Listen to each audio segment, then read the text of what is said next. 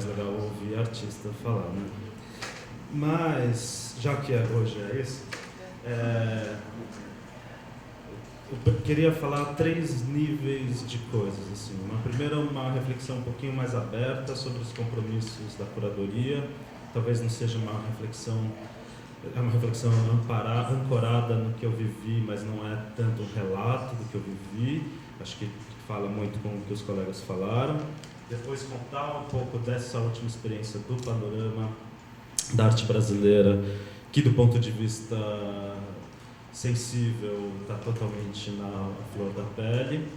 E, por último, falar sobre o Instituto Tomiotaki, os motivos, os desafios e as contradições.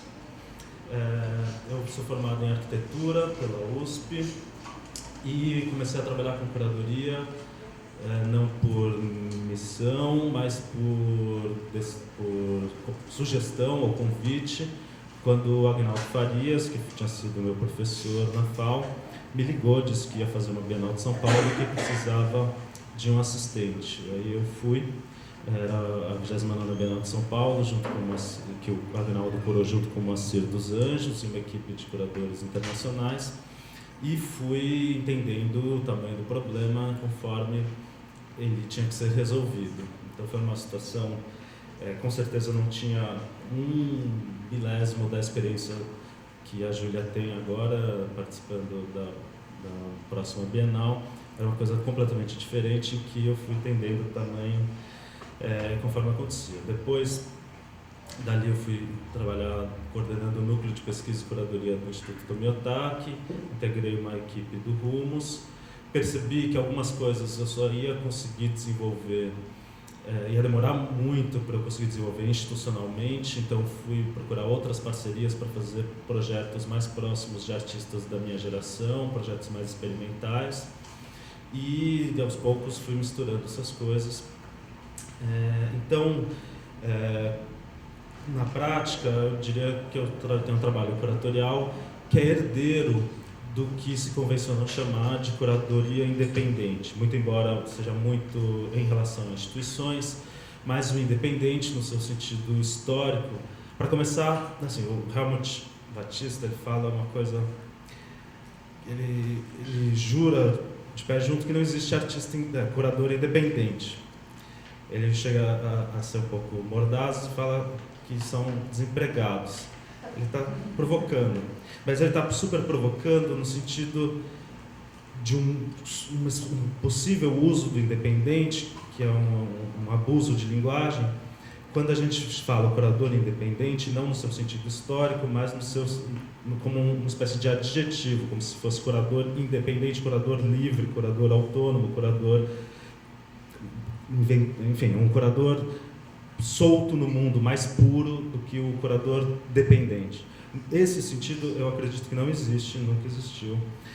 Quando a gente fala do curador independente, a gente está se remetendo a uma figura histórica que ganha contornos ainda sem nome fixo entre finais dos anos 50, ao longo da década de 60 e 70, justamente no momento em que a produção artística de matriz conceitual, ou seja, dos happenings, dos acontecimentos, das ações, das intervenções urbanas, da arte correio, etc., etc., existe uma produção artística que, pelo menos temporariamente, provoca um soluço na capacidade dos acervos de arte moderna em dar conta do que era a produção mais potente da sua contemporaneidade.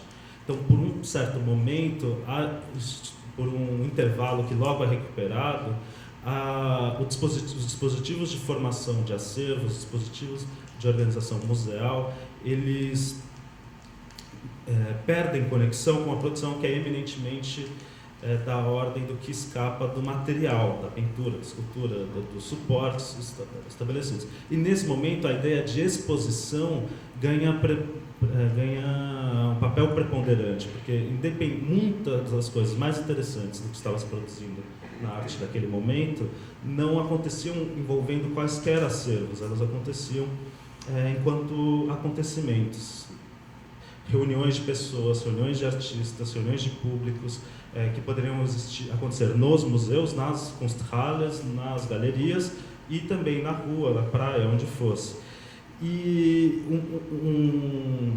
e essa figura do curador independente começa a ganhar contornos, alguns vindo de um perfil de antigos curadores de acervos que se adaptam a esse novo momento, como o famoso Ziman, outros como o Frederico Moraes e Araci, vindos do campo do jornalismo, da crítica, da agitação cultural, e que vão começar a assumir esse papel. O que eu queria falar a respeito disso, além dessa referência? Que esta matriz, ela traz esse independente em relação à dependência de um acervo, a um curar enquanto tomar conta de um patrimônio específico. O curador é um cuidador, etimologicamente, é um cuidador de um patrimônio. Podem ser as ruas de Roma, pode ser as ruas de Milão, pode ser o acervo de um museu. Então, ele é independente no sentido de que ele está desatrelado desse patrimônio específico. Ele articula coisas que não pertencem a uma mesma fonte, podem não voltar para o mesmo lugar. No entanto, ele não é independente no sentido existencial, estético, filosófico. Já que, se tem um bicho dependente, era isso que eu queria dizer, é o curador. É um bicho absolutamente dependente de um ecossistema que existe antes dele. Ele, no mínimo, se a gente for pensar muito grosseiramente, ele está lidando com duas instâncias, arte e público. Curadoria pode ser trocentas coisas, em trocentos suportes, em trocentos lugares, mas digamos que a curadoria de arte envolve arte e público. Sim? Arte, se tem arte, pressupõe-se alguma instância de artista, ainda que morto há milênios. Artistas, suas famílias, artistas e possivelmente obras, possivelmente acervos, donos, seguros, transportes, regras museológicas, etc, etc. Público implica lugar. Público não é uma noção abstrata, quer dizer, é muito perigoso lidar com o público apenas como pessoas. Pessoas não são público, são demografia. Público se conforma quando pessoas acontecem numa certa esfera. Pode ser física, pode ser virtual, pode ser temporária, pode ser obrigatória, isso varia. Mas o público acontece quando um lugar se conforma. E lugar, por definição, tem regras. A ideia de lugar depende de comunicação, identificação e, portanto, informação, mediação. O lugar é uma noção de mediação também, etc, etc. Então, e cada palavrinha dessa que eu falei possivelmente implica uma pessoa, ou várias pessoas, ou instituições, ou esferas, ou regras. Então, é um trabalho que se faz junto a pré-existências. Que, por sua vez, para mim, quando eu tento pensar um projeto, são também os dois principais compromissos dos projetos mais variados. Um compromisso com a pré-existência da arte, que tem a ver com as condições limites da existência de cada obra, que podem ser condições limites físicas, a partir de que ponto físico, de quantidade de luz, de tamanho, de espaço, a obra passa a estar... Ela deixa de estar na sua condição de aparição, ele começa a estar como suporte de alguma outra coisa. É um critério, um compromisso com as informações diretamente atreladas àquele trabalho. No caso, pode ser relativa à obra daquele artista, às outras obras que aquele artista fez, ao contexto histórico de onde ele vem, ao estado da arte daquele momento, ao que foi dito ou escrito pelo artista em relação àquele trabalho, quer dizer, as informações contextuais imediatas, e as informações que foram se acumulando, se construindo em torno daquele trabalho desde então, que conformam uma espécie de jurisprudência do trabalho de arte. Quer dizer, como ele aconteceu e deixou de acontecer, ele foi exposto, deixou de ser exposto, foi entendido, deixou de ser entendido ao longo da sua vida. Então, a relação com a arte, ela tem um compromisso com toda a bagagem, digamos, que ela traz além da sua constituição material imediata, e com a qual você vai ter que lidar. E, por outro lado, é um compromisso com esse tal do público, que tem a ver, não em certa maneira obedecer ou respeitar o público, mas tem a ver com saber que não existe relação neutra em relação ao público, que o que quer que seja oferecido, e que a obra também não existe no vácuo. Então, entre a arte e o público vai existir uma série de condições de mediação que não serão neutras, por mais que queiram parecer, e que vão fazer alguma coisa, vão trabalhar aquele trabalho para um ou outro sentido.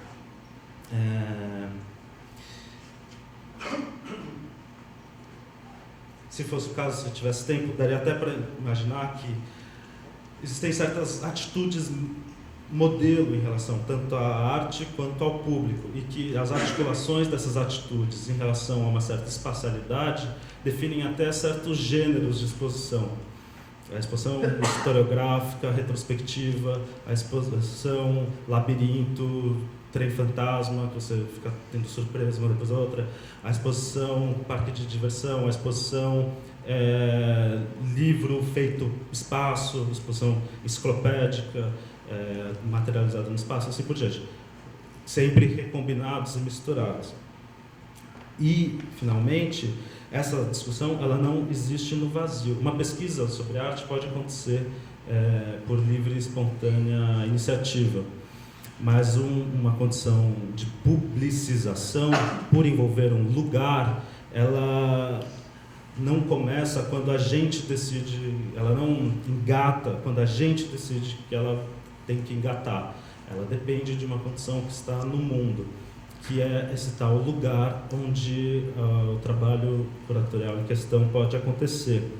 E este lugar, ele já determina muita coisa do que poderá ou não poderá ser a exposição. Ele já é uma certa volumetria, uma certa espacialidade arquitetônica, uma certa luminosidade, condição infraestrutural de equipamentos, tem acesso ou não, em certos momentos, a um determinado tipo de recurso financeiro, humano, né, de trabalho, e, mais que tudo, ele já tem um certo sentido construído para a história, como a Marta reforçou, e para a cidade, como a gente poderia também pensar na primeira parte da apresentação da Marta, que estão agora mais frescas, um sentido que o evento, a exposição, o evento público, ele não vai inaugurar, ele vai negociar.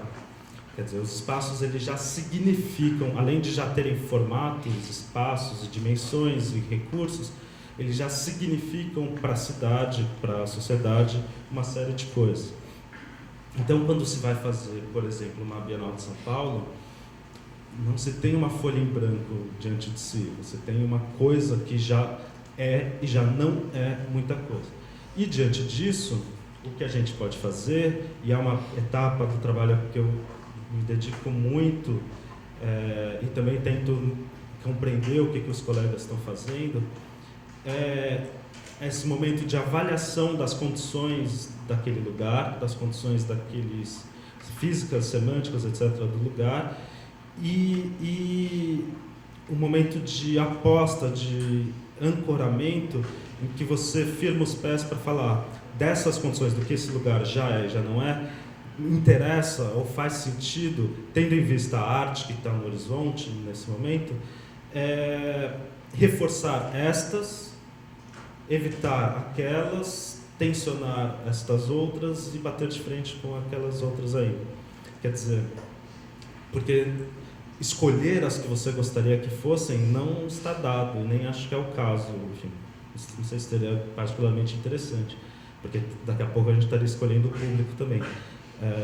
Mas entender o modo como essa esfera pública, esse lugar, essas condições podem se alavancar para uma ou outra direção e apostar num projeto que vai reforçar e tensionar estas ou aquelas, eu acho que é um dos momentos mais decisivos, menos visíveis, e que no final das contas, muito mais do que a posição das legendas, o tamanho do texto, a quantidade exata de obras, ela vai determinar o grau de ambição e de risco e também a posição política deste ou daquele projeto. Então esse é o momento que passa barato, porque em geral quando a gente começa a discutir curadoria a gente já está pensando depois dessas primeiras decisões, mas essa primeira decisão, que obviamente não é puramente individual, ela é feita em relação com uma rede de profissionais, mas ela é talvez a mais decisiva do ponto de vista político e público do nosso trabalho. Bom, isto dito, tudo bem? Vou tentar pensar o exemplo do panorama. O exemplo do panorama é muito bom para pensar, porque ele é um projeto que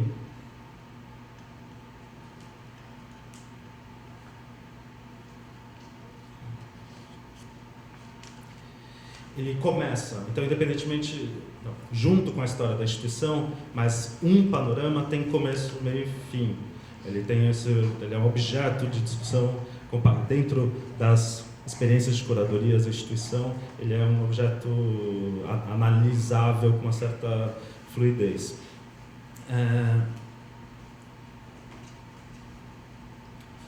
Estabelecendo uma pequena linha do tempo para vocês. O MAN do Rio teve um incêndio. O MAN de São Paulo, que é uma instituição irmã, também representa um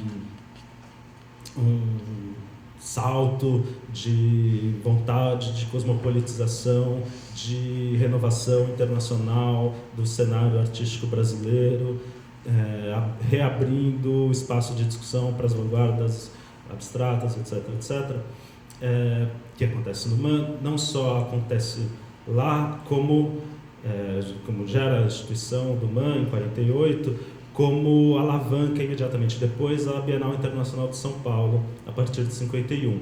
Então, o MAN é a mãe da Bienal de São Paulo, o que é um projeto bastante ambicioso, repleto de contradições, palco de inúmeras batalhas, mas, sem dúvida alguma, um caso de sucesso na história do Brasil, pelo menos por existir até hoje.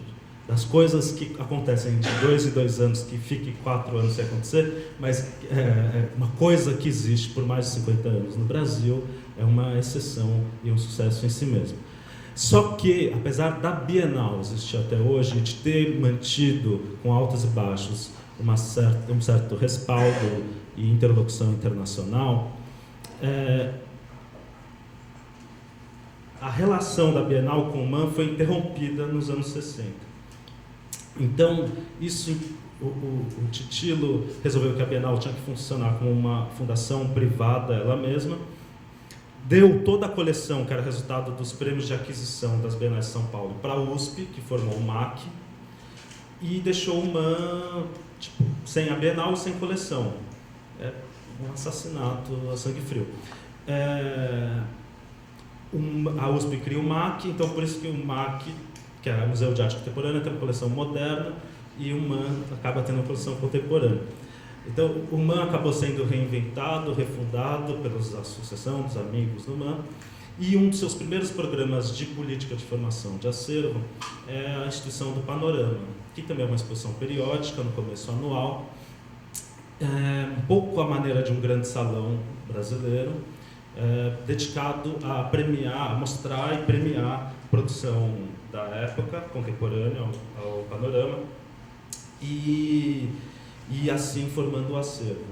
Esse modelo funciona até certo ponto, uma boa parte da coleção do MAN foi formada assim, mas também envelhece muito rápido. Envelhece, para começar, porque o formato do salão, quando os panoramas começam, já era velho, já era pelo menos 100 anos, já estava, digamos, desatualizado há pelo menos 100 anos, desde os salões dos recusados, etc.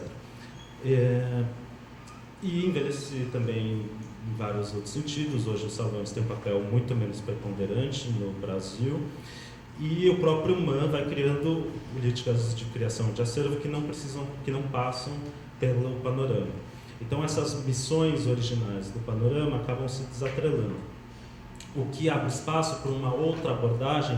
O Panorama nos anos 90 se torna bianual, nos anos intercalados com a Bienal de São Paulo, e vai se tornando mais e mais uma plataforma ensaística de reflexão sobre o que seja, ou o que fosse, ou que quer que seja, a cultura e a arte brasileira. Então, esses ensaios vão também tendo tons autorais, a gente não sei se é criativo, mas autorais dos curadores, no sentido de que quanto menos o panorama tem um formato a ser seguido, mais essas decisões do começo, elas são feitas com muita liberdade, portanto elas se tornam muito significativas. Isso permitiu, por exemplo, que nos anos recentes o Adriano Pedrosa tenha feito um panorama da arte brasileira só com artistas que moravam fora do Brasil, pensando o Brasil a partir do que chegava do Brasil lá fora, até que ponto a arte brasileira tinha virado um capítulo de reflexão da produção internacional. A Lisete Lanhado, na última edição, tenha convidado arquitetos a pensarem a própria sede do museu e fez uma exposição que, do ponto de vista dos artistas, discutia a cidade, a arquitetura, e os arquitetos propunham novas sedes para o museu. E, neste caso,